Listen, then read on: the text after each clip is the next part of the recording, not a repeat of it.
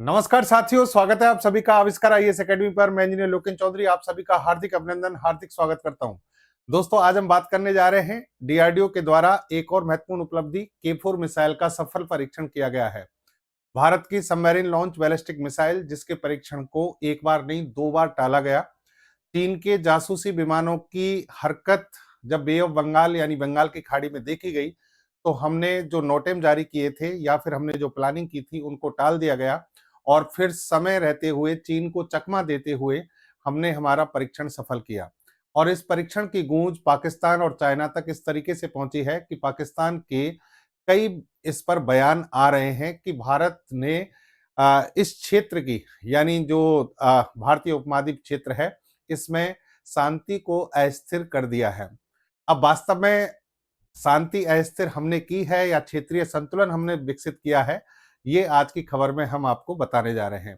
के4 missile Bharat के लिए तकनीकी रूप से कितनी महत्व रखती है और आईएनएस अरिघात जिससे ये परीक्षण किया गया, जिस पनडुब्बी से इस मिसाइल को दागा गया, वो कितनी इंपॉर्टेंट है। इन सभी पॉइंट्स पर आज हम तकनीकी रूप से विश्लेषण करेंगे, बात करेंगे आपसे, और भारत के लिए रणनीतिक सामरिक रूप से ये चीजें कितनी महत्व रखती हैं, इन सभी पॉइंट्स का जवाब आपको इस सेशन में मिलेगा। सेशन में लास्ट तक बने रहिएगा। चैनल पर नए हैं तो चैनल को सब्सक्राइब करना और शेयर करना ना भूलें। देखिए, यहाँ पर खबर क्या है कि इंडिया कंडक्ट सेकंड के4 missile test from INS Arighat. Second के4 टेस्ट का मतलब है कि यहाँ पर के4 मिसाइल जो है इसका पहले भी टेस्ट हो चुका था और अब हमने दोबारा से इस मिसाइल का परीक्षण किया है। 2026 में पाकिस्तान का नया डर, और वो क्या है? के4 मिसाइल। के4 मिसाइल के बारे में पाकिस्तान के जनरल जो असीम मुनीर हैं, उनका भी यहाँ पर वक्तव्य आया है और उनके एटमी सलाहकार हैं, उन्होंने भी यहाँ पर बहुत बड़ी बात कही है, उसको आगे चलकर आपको बताएंगे। India successfully test nuclear capable के4 मिसाइल। तो देखिए, के4 मिसाइल अपने आप में एक सबमरीन लॉन्च्ड है, यानी सबमरीन से लॉन्च होती है और बैलिस्टिक मिसाइल है और न्यूक्लियर कैपेबल है, मतलब नाभिकीय हथियारों को, न्यूक्लियर वेपन्स को ले जाने में सक्षम है। समय रेखा को अगर आप देखें तो पहले हमने सितंबर में इस मिसाइल के परीक्षण की बात की थी, फिर दिसंबर में हमने नोटेम जारी किया, एक बार नहीं 2 बार जारी किया, और फिर इस परीक्षण को टाला गया। लेकिन उसके बाद जैसे ही हमें यहाँ पर स्थिति लगी कि हमें परीक्षण करना है, जैसे कि 3 दिसंबर को हम परीक्षण करने वाले थे, लेकिन 3 दिसंबर को यहाँ पर देखिए आप, जो चाइना है, लगभग जहां पर परीक्षण होना था, ये विशाखापट्टनम तट है भारत का, बे ऑफ बंगाल में, तो यहां से जहां हम परीक्षण करने वाले थे के4 मिसाइल का इस पनडुब्बी से, उससे लगभग 115 समुद्री मील के दूरी पर ये चाइनीज स्पाई जो शिप है ये देखने को मिला। तो ये जब स्पाई शिप है तो ये हमारी मिसाइल्स के बारे में बहुत कुछ इंफॉर्मेशन कलेक्ट कर सकता था, तो रणनीतिक रूप से हमने इसे टाल दिया। ठीक है, तो ऐसे टालने में आप, जैसे कि मैंने पिछली बार इस पर एक सेशन किया था तो कई लोगों के कमेंट आए कि हम क्या चाइना से डरते हैं। डरते नहीं है, चाइना से डरते नहीं है, ये हमारी बुद्धिमानी है। हम आप किसी भी, जैसे समुद्री क्षेत्र है, समुद्री क्षेत्र में आप किसी भी जहाज के आवागमन को रोक नहीं सकते, और अगर वो जासूसी जहाज है तो इससे हमारी जो इंपॉर्टेंट इंफॉर्मेशन है वो लीक हो सकती है। तो हमें दुश्मन को इंपॉर्टेंट इंफॉर्मेशन लीक होने से बचना है, तो फिर क्यों?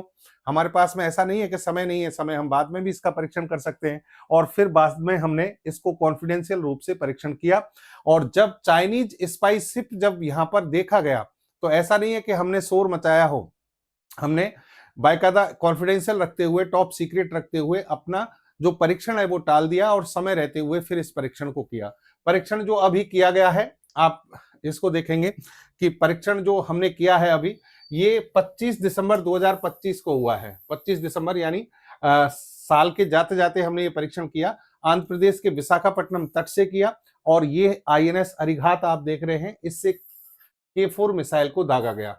ये जो के4 मिसाइल और आईएनएस अरिघात का जो कॉम्बिनेशन है, ये पाकिस्तान और चाइना के लिए बहुत ज्यादा चिंता का विषय है। क्यों चिंता का विषय है? ये आपको इसकी कैपेबिलिटी से पता लगेगा, आगे आप इसमें सेशन में देखते रहिए। ठीक है, अब देखो यहां एक चीज समझिए कि के4 मिसाइल का स्पेसिफिकेशन मैं आपको बता दूं। इस मिसाइल की रेंज है 3500 किलोमीटर। के सीरीज की जो मिसाइलें हैं भारत ने बहुत पहले बनाना शुरू किया कर दिया था, और यहां पर के का मतलब है डॉक्टर एपीजे अब्दुल कलाम। कलाम जो शब्द है उसके नाम पर के शब्द को यहां पर रखा गया है। डॉक्टर एपीजे अब्दुल कलाम के सम्मान में ये इन मिसाइलों का नामकरण किया गया है। इस सीरीज की कई मिसाइलें हमारे पास में हैं, यानी इस सीरीज की कई मिसाइलें जो है भारत डेवलप कर रहा है। अगर आप यहाँ पर देखें, जैसे कि हम बात करें के-15 एक मिसाइल है जिसे सागरिका कहते हैं, सागरिका, और ये भारत की पहली ऐसी मिसाइल है जिसे पनडुब्बी से दागा जा सकता है। पनडुब्बी से दागी जा सकने वाली पहली बैलिस्टिक मिसाइल आपके पास में है, वो कौन सी है? सागरिका। लेकिन सागरिका की खास बात क्या है? सागरिका की खास बात मान लीजिए, या फिर ये कहिए कि आप इसकी जो रेंज है वो 750 किलोमीटर है, और 750 किलोमीटर की जो रेंज है वो एक छोटे क्षेत्र के लिए तो बैलेंस बनाने के लिए ठीक है, अटैक करने के लिए ठीक है, लेकिन अगर हमें दूरी से चाइना पर अटैक करना है, दूरी से पाकिस्तान पर अटैक करना है समुद्र के भीतर से, तो ये रेंज काफी नहीं थी। तो फिर हमने के सीरीज की जो दूसरी मिसाइल्स हैं उनका निर्माण शुरू किया। अब हम के-4 पर पहुंच गए हैं जिसकी रेंज 350 किलोमीटर है। के-5 मिसाइल जो है उसका परीक्षण होने जा रहा है, बहुत जल्दी उसका परीक्षण आप सुनेंगे। उसकी रेंज 5000 किलोमीटर है, और के-6 जो मिसाइल है उसकी भी चर्चाएं शुरू हो गई हैं। तो ये मिसाइल, कोई भी देश जब पनडुब्बी से बैलिस्टिक मिसाइल दागने में सक्षम हो जाता है, तो ये मान के चलिए कि वह देश बहुत ज्यादा घातक स्थिति में अपनी रक्षा तकनीक को ले जा चुका है। उसका कारण है कि इन मिसाइलों की स्थिति को ट्रैक करना बड़ा मुश्किल है। आपको यही नहीं पता, दुश्मन को ये नहीं पता कि हमारी पनडुब्बी किस जगह पर है, और वहां से जब उस पर हमला होगा और इतनी भारी रेंज में, तो फिर हम किसी भी स्थान पर अटैक कर सकते हैं। तो ये इसलिए बहुत ज्यादा महत्वपूर्ण है, सबमरीन लॉन्च बैलिस्टिक मिसाइल। और ये जो मिसाइल है सॉलिड फ्यूल से चलने वाली 2 चरणों वाली मिसाइल है, यानी इस मिसाइल का जो स्ट्रक्चर है वो इस तरीके से डेवलप किया गया है कि इसमें सॉलिड फ्यूल भरा जाता है और इसमें ड्वेल स्टेज फ्यूल सिस्टम है, यानी 2 चरणों वाली ईंधन प्रणाली को इसमें डेवलप किया गया है। और महत्वपूर्ण बात यह है कि ये न्यूक्लियर वेपन ले जाने में सक्षम है, परमाणु हथियारों को ले जाने में सक्षम मिसाइल है, और इसलिए बहुत ज्यादा घातक हो जाती है। अब इसमें दोस्तों अगर आप दूसरी जो इसकी कैपेबिलिटी है वो भी एक देख सकते हैं कि इसका वजन है 17 टन, लंबाई 12 मीटर है, MIRV टेक्नोलॉजी पर आधारित है। ये टेक्नोलॉजी क्या है? Multiple independently re entry vehicle. इसका मतलब ये हो गया कि ये मिसाइल जब जाती है, जैसे कि इसमें आप यहां पर देख रहे होंगे, यहां पर न्यूक्लियर वेपन्स जो रखे हैं वो एक नहीं है, 4 हैं, 4 हैं। इसी तरीके से जैसे कि हमारी अग्नि 5 है, अग्नि 5 में न्यूक्लियर वेपन हम 6 से लेकर 10 तक भेज सकते हैं एक साथ, यानी जो मेन वॉरहेड है उसके अलावा भी छोटे छोटे अलग वॉरहेड होते हैं। तो अब हमें जैसे कि पाकिस्तान या चाइना पर अटैक करना है, तो एक मिसाइल से कई ठिकानों पर अटैक कर पाएंगे। एक मिसाइल जो है उससे कई ठिकानों पर अटैक होगा, तो वहां दुश्मन को सोचने का मौका नहीं मिलता, उसकी बहुत ज्यादा तबाही होती है। तो MIRV टेक्नोलॉजी के-5 मिसाइल में भी, के-4 मिसाइल में भी लगाई गई है। ठीक है, नेक्स्ट इसका जो परीक्षण किया गया वो किससे किया गया? INS अरिघात से। INS अरिघात अरिहंत श्रेणी, अरिहंत क्लास की हमारी जो एक सीरीज चल रही है उस सीरीज की एक पनडुब्बी है, उस पर मैं आगे आपसे बात करूंगा। अच्छा देखिए, यहां एक और चीज, नो फर्स्ट यूज नीति के तहत सेकंड स्ट्राइक कैपेबिलिटी हमने प्राप्त की है। मतलब ये है कि भारत की एक पॉलिसी है, नो फर्स्ट यूज का मतलब है कि हम किसी देश पर पहले से हमला नहीं करेंगे, परमाणु हथियारों का पहले से किसी दुश्मन पर हम यूज नहीं करेंगे। लेकिन सेकंड स्ट्राइक कैपेबिलिटी कि भाई अगर आपने हम पर हमला किया तो फिर हम छोड़ेंगे भी नहीं। तो भारत के पास में मिनिमम डिटरेंस आप हमेशा ध्यान रखिए कि भारत की जो रक्षा नीति है उसके 2 महत्वपूर्ण पॉइंट हैं। नो फर्स्ट यूज, अब नो फर्स्ट यूज को हल्के में ले लिया जाता है कि यार भारत पहले से आक्रमण तो करेगा नहीं, पाकिस्तान हमेशा इसी का फायदा उठाता है। लेकिन अब भारत ने उसमें एक और चीज जोड़ी है, वो है to get minimum deterrence condition. Minimum deterrence का मतलब है न्यूनतम प्रतिरक्षा की स्थिति हम प्राप्त करेंगे। मतलब हम कमजोर नहीं रहेंगे, हमें कमजोर मत समझिए। हम पहले से हमला नहीं कर रहे, इसका मतलब ये नहीं है कि आप बच जाओगे। अगर हम पर हमला हुआ फिर हम आपको छोड़ेंगे नहीं, क्योंकि हमने न्यूनतम प्रतिरक्षा की स्थिति प्राप्त कर ली है। इसका मतलब है कि हमने वो सभी घातक हथियार बना लिए हैं, वो हमने सभी क्षमताएं विकसित कर ली हैं कि अगर हम पर हमला हुआ तो उसके बाद हम आपको किसी भी सूरत में नष्ट कर देंगे। तो भारत की रक्षा नीति के दोनों पॉइंट बहुत इंपॉर्टेंट हैं। ठीक है, और ये मैसेज अब पाकिस्तान के पास पहुंच चुका है और पाकिस्तान के थ्रू चाइना के पास भी पहुंच चुका है।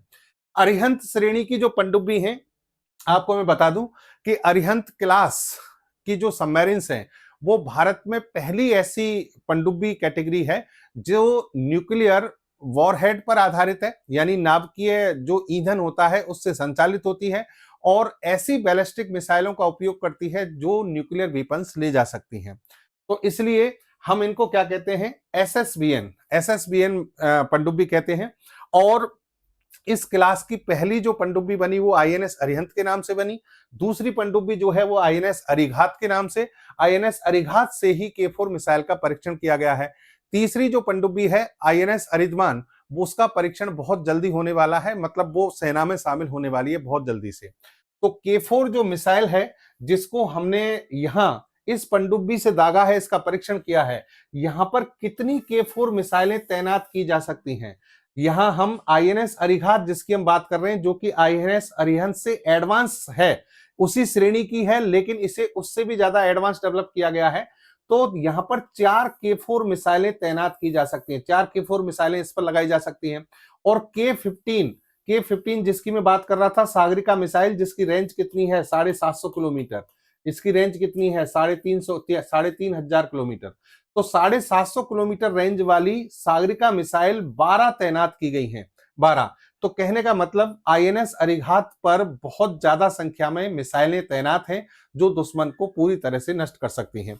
पनडुब्बियों के बारे में थोड़ा सा विश्लेषण मैं आपको बता दूं कि जनरली पनडुब्बियों को व्यापक स्तर पर 3 भागों में डिवाइड किया जाता है।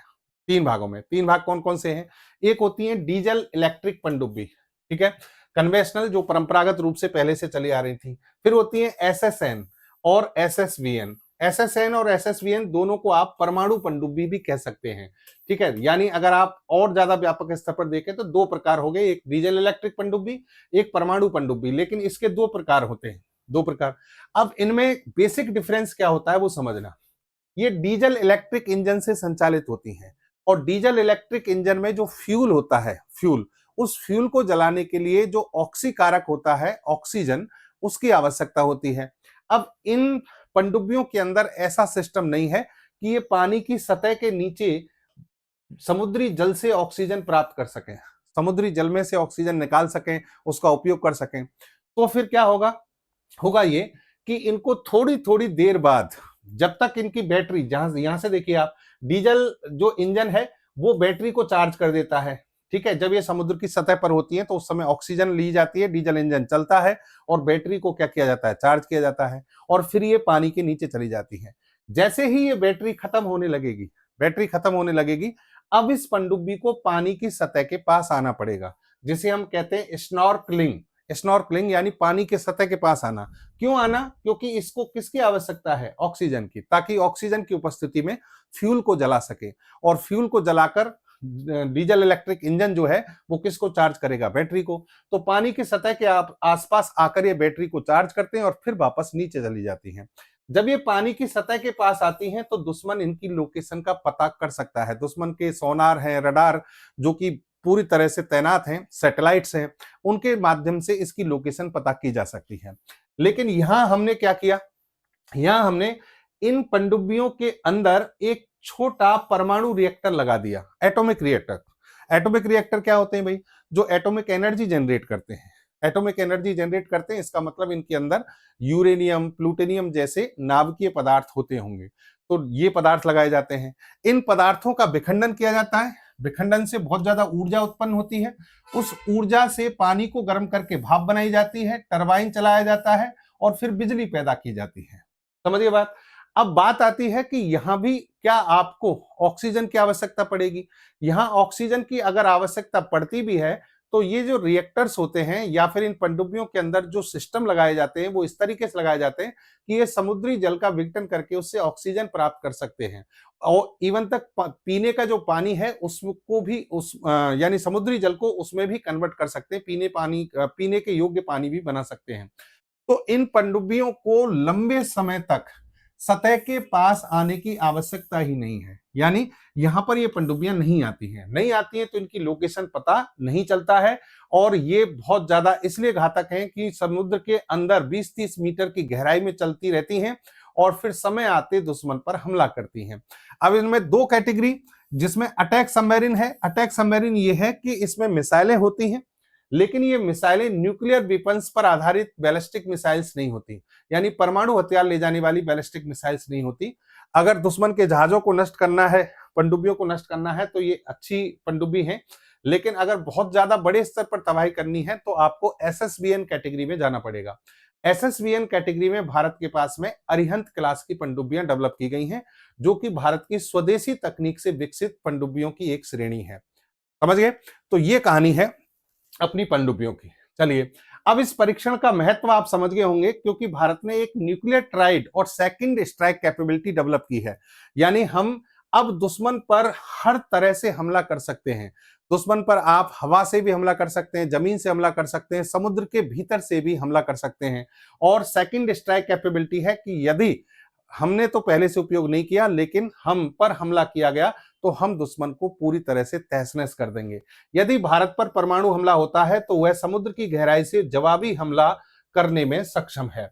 और अगर इस मिसाइल की कैपेबिलिटी को देखा जाए, इसकी रेंज को देखा जाए 3,500 किलोमीटर, तो वे ऑफ बंगाल या फिर अरब सागर, यहां हिंद महासागर की किसी भी लोकेशन से भारत के आसपास से अगर हम हमला करते हैं तो पूरे पाकिस्तान पर हमला कर सकते हैं और चाइना के एक बहुत बड़े हिस्से पर भी हम हमला करने में सक्षम हो गए हैं। तो ये हमारी कैपेबिलिटी है। अब जब आपने इतनी कैपेबिलिटी डेवलप कर ली है और इस मिसाइल का दूसरा परीक्षण सफलतापूर्वक कर लिया है, तो पाकिस्तान को मिर्ची लगनी थी।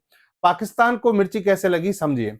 यहां पर असीम मुनीर जो है, असीम मुनीर, इनका तो कोई बयान यहां पर इस तरीके से डायरेक्ट नहीं आया, लेकिन असीम मुनीर का यहां पर एक एटमी सलाहकार है, एटमी सलाहकार, एटॉमिक एडवाइजर है काजमी, उनके द्वारा यहां पर क्या दिया गया है, बयान दिया गया है, बाकायदा यहां पर ट्वीट किया गया। इन्होंने क्या कहा, India's latest K4 SLBM test from INS Arighaat is not just a boost to its sea waste ride, it is a red flag for global stability। यानी ये कह रहे हैं कि ये जो परीक्षण किया गया है ये ग्लोबल स्टेबिलिटी के लिए खतरे की घंटी है। यानी भारत ये कहते हैं कि भाई, भारत ये कहता है कि हम हमारी क्षमताओं को विकसित इसलिए कर रहे हैं ताकि अपनी सुरक्षा के लिए, बैलेंस, संतुलन बनाए रखने के लिए। वो ये कह रहा है कि भाई कि इससे ज्यादा है, इससे ज्यादा है, मतलब कि भारत वहां तक सीमित नहीं है, भारत बहुत ज्यादा डेवलपमेंट कर रहा है परमाणु संचालित मिसाइलों का। न्यूक्लियर जो SLBM है, सबमरीन लॉन्च्ड बैलिस्टिक मिसाइल्स है, उनका परीक्षण लगातार करता जा रहा है। इसके अलावा इन्होंने पूरी लिस्ट दी है किसके बारे में, भारत के परमाणु हथियारों के बारे में। यहां पर मैं आपको पूरी कैटेगरी दिखाता हूं। देखिए, इन्होंने कहा कि भारत के पास में परमाणु जखीरा बढ़ चुका है। 150 वॉरहेड इन्होंने बताए, एटॉमिक वेपन्स बताए हैं। हालांकि मैं बता दूं, भारत के पास 180 के आसपास है। 138 से 213 वॉरहेड के लिए फिजाइल स्टॉक है, मतलब इतने तो आपके पास हैं और इतने बनाने की आपके पास में क्षमता है। फिजाइल स्टॉक है मतलब वो मटेरियल, यूरेनियम, जिससे हम बना सकते हैं। और फिर कहता है कि अग्नि 5 ICBM इंटरकॉन्टिनेंटल बैलिस्टिक मिसाइल, जिसका परीक्षण इन्होंने अभी हाल फिलहाल ही किया था, 7,000 किलोमीटर की रेंज में है और अग्नि 6 आने वाली है। तो ये कहता है भारत का न्यूक्लियर प्रोग्राम क्षेत्रीय जरूरतों से बहुत ज्यादा है, यानी जितनी इनकी जरूरत है उससे ज्यादा इन्होंने इसका डेवलपमेंट किया है। तो ये खतरे की घंटी है, ऐसा पाकिस्तान के द्वारा कहा गया है। देखिए, 2025 में पाकिस्तान को हमने कई झटके दिए हैं। ऑपरेशन सिंदूर में जो पाकिस्तान पर एक प्रिसीजन अटैक किया गया, वो तो एक था ही। उसके बाद हमने अग्नि प्राइम मिसाइल का परीक्षण किया। अग्नि प्राइम मिसाइल ट्रेन से परीक्षण किया गया, एक रेल पर रखकर हमने इस मिसाइल का परीक्षण किया गया। और ये मिसाइल जो कि बहुत ज्यादा रेंज की है, अग्नि सीरीज की है, 2500 किलोमीटर के आसपास इसकी रेंज है। अब अग्नि, इसको आप ट्रेन पर रखकर मिसाइल का परीक्षण कर रहे हैं, इसका मतलब ट्रेन तो कहीं भी जा सकती है पूरे भारत में, तो इसका मतलब पूरे भारत से आप कहीं से भी दुश्मन पर हमला करने की स्थिति में है। फिर हमने आकाश NG का सफल परीक्षण 23 दिसंबर को किया है और अब आपने K4 मिसाइल 25 दिसंबर को कर दिया। तो बहुत सारी जब मिसाइलों का परीक्षण एक साथ हो रहा है तो पाकिस्तान की चिंताएं बढ़ रही हैं। अब देखिए, चीन की गतिविधियों के बीच मजबूत संदेश। चीन ने बहुत सारे स्पाई शिप जो है वो हिंद महासागर में तैनात कर रखे हैं, जो लगातार कहीं ना कहीं से पेट्रोलिंग करते रहते हैं, चलते रहते हैं। जैसे फॉर एग्जांपल सेन हाई ई हाओ, ये चीनी रिसर्च वेसल है। जासूसी का खतरा इससे हमेशा भारत को बना रहता है। अच्छा, ये जब लगातार घूमता रहता है, इसी के कारण हमने समय लिया और हमने इस मिसाइल का परीक्षण सावधानी पूर्वक किया। भारत का ये परीक्षण क्षेत्रीय संतुलन बनाए रखने का संकेत है। अमेरिका और फ्रांस जैसे सहयोगी देशों को सूचित किया गया था। यानी K4 मिसाइल का जब परीक्षण हमने किया तो नोटेम तो जारी किया ही था, इसके अलावा हमारे जो सहयोगी देश हैं और जिन देशों को हमें लगता है कि भाई हमें इन्फॉर्म करना चाहिए, जैसे अमेरिका और फ्रांस, इन देशों को हमने क्या किया था या इसकी सूचना भी दी थी। नोटेम से सभी को पहले से पता लग जाता है, इसलिए दुर्घटना का जोखिम भी कम है। और पर्यावरण की बात करें तो यहाँ पर जब आप परीक्षण करते हैं तो केमिकल वेपन्स, सॉरी ऑब्वियस सी बात है कि केमिकल मटेरियल्स निकलते हैं तो उनसे प्रदूषण होगा, प्रदूषण, लेकिन यहाँ पर डीआरडीओ इस चीज का बहुत ज्यादा ख्याल रखता है, डीआरडीओ इसके लिए जाना जाता है। यहाँ आप देखिए लाभ और भविष्य की दृष्टि से अगर आप देखें इस परीक्षण को तो रक्षा के क्षेत्र में आत्मनिर्भरता हमारी बड़ी है और भविष्य में हम एक्सपोर्ट करने की स्थिति में भी इन मिसाइलों के आ सकते हैं, यानी हम इन मिसाइलों का भविष्य में एक्सपोर्ट भी कर सकते हैं।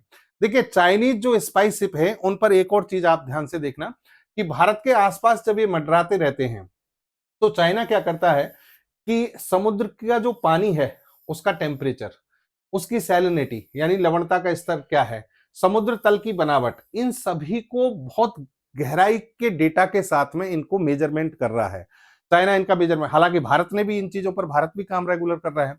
तो इससे क्या है कि इससे चाइना जो है इन पूरे डेटा की जब माइनिंग करता है तो इसे अपने जो वेपन्स हैं या फिर अपने जो इनकी खुद की जो जहाज हैं उनके संचालन में बहुत सुविधा मिलती है और इसीलिए वो लगातार पेट्रोलिंग करता रहता है, ढूंढता रहता है कि चीजें किस तरीके से की जा रही हैं। अब भारत पर नजर जब इनके द्वारा रखी जाती है तो ऑब्वियस ही बात है कि भारत को भी इसके लिए तैयार रहना चाहिए। तो हम पूरी तरह से इस पर तैयार हैं और जब जब ऐसा हुआ है हमने हमेशा चाइना को चकमा दिया है।